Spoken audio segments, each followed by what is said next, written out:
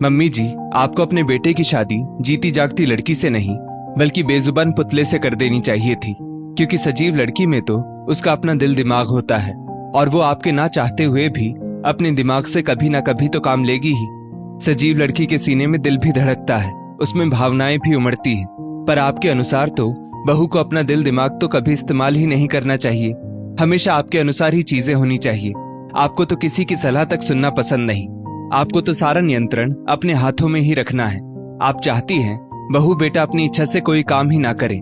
माँ जी, मैं आपके सम्मान के कारण इतने सालों तक चुप रही, पर आपने मेरी चुप्पी को मेरी कमजोरी समझ लिया है।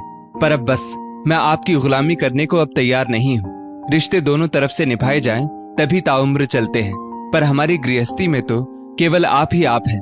अपने हाथों की कठपुतली बनाकर रख दिया है हमें। आपके अनुसार तो सांस भी हमें आपसे पूछ कर लेनी चाहिए।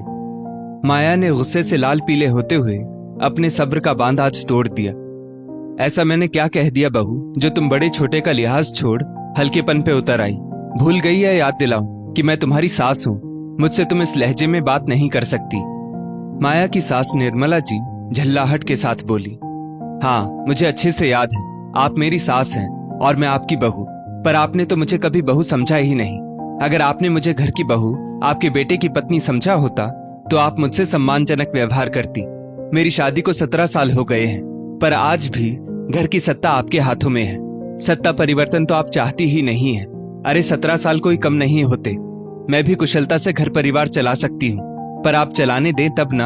आप सो रही थी, हमारी काम वाली शांति ने मुझसे 2000 रुपए एडवांस मांगे।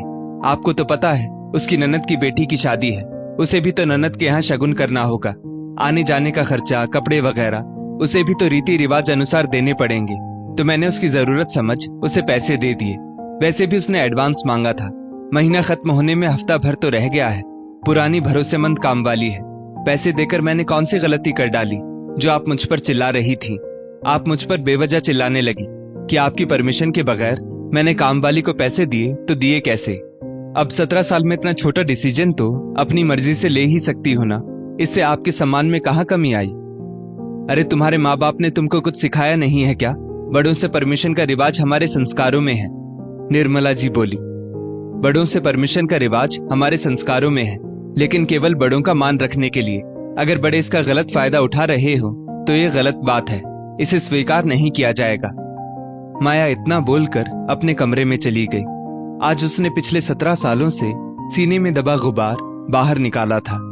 माया के ससुराल में पति अनिकेत, सास निर्मला जी, ससुर दिनेश जी, 2 शादीशुदा ननदें और